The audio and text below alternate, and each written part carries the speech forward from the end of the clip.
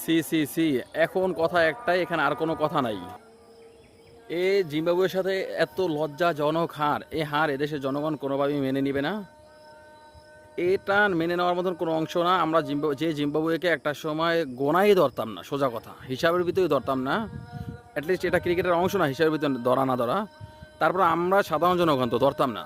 সেই জিম্বাবুয়ের কাছে হার, এটা আমরা কোনোভাবে মেনে নিতে পারতেছি না, মেনে নেওয়ার মতো না। আমরা সোজা একটা ডাক উঠাই, সোজা একটা স্লোগান উঠাই, সেটা হলো গিয়ে ক্রিকেটারদের, আমাদের যে ক্রিকেটার আছে, লর্ডদের যে একটা আড্ডা বয়ে গেছে দলের ভিতরে, লর্ড হটাও, ক্রিকেট বাঁচাও, আগামী 6 মাসের জন্য ক্রিকেটারদের বেতন বোনাস সম্পূর্ণ বন্ধ করে দাও। সোজা কথা, এখানে আগামী 6 মাসের জন্য ক্রিকেটারদের বেতন বোনাস বন্ধ করে দাও। ওরা মানে খাইতে খাইতে তেল হয়ে গেছে, সবগুলো খয়রাতি ফ্যামিলি থেকে ওঠা, এখন খাইতে খাইতে তেল হয়ে গেছে। এখন না ভালো প্র্যাকটিস করে, ভালো কিছু চেষ্টা করে না, ভালো কিছু দলের জন্য চেষ্টা করে। এখন ওদের টার্গেট শুধু টাকা টাকা টাকা। ওদের আগামী 6 মাস সমস্ত বেতন বোনাস সব কিছু বন্ধ করে দিয়ে ওদেরকে খেলতে দেওয়া।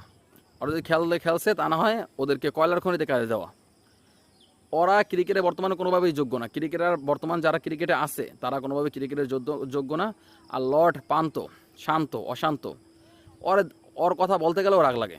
ওর কোন যোগ্যতায় যে ক্রিকেট টিমে আছে এইটাই তো আমি জানি না, বাট আবার যে কোন যোগ্যতায় বাংলাদেশ দলের মতন একটা দলের স্থানে ক্যাপ্টেন আছে, এটা অসম্ভব, এটা আমি বিশ্বাস করি না, এটা মেনে নেওয়ার মতো না।